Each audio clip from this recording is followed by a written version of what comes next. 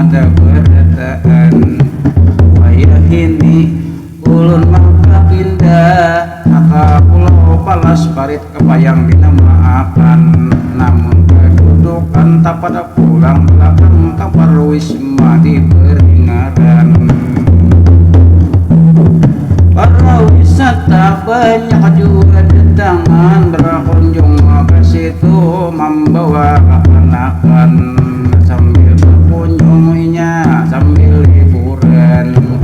Ada kakanak, ada orang tuaan, ada nang bujang, ada juga nang bibinian, abah kanak ada nang masih tunangan. Jadi tempatnya ulun tadi kediaman hanyar maka haja ulun nang maka pindah ke sini ke Subarangan. Menurut awalnya ulun nang kagenaan parit 24 itu tadi di Sungai Intan. Di mapa caranya ulun milik memikirkan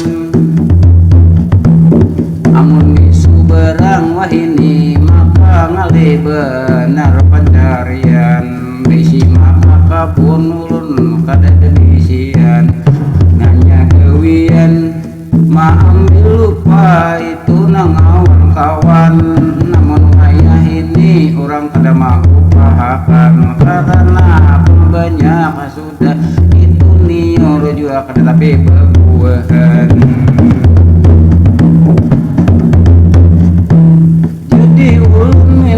Sana kayak mau mikirakan namun kaya ini ujar ulun maka bapak dera juga ulun kesurangan di dalam hati ulun bagi sigakan gimana caranya ulun harus diulmakan daripada ulun gawian mancuntan.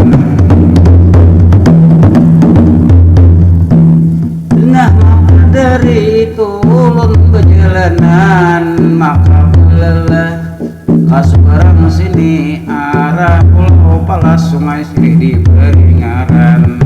Sampai di sana ada juga kuburan buat begana ulun wadah keguringan. Pandir punya pandir cerita punya cerita ulun mengisahkan tentang kejadian di Subarang kada lagi lupakan. Dia punya pandir cerita punya cerita ada apa juga ada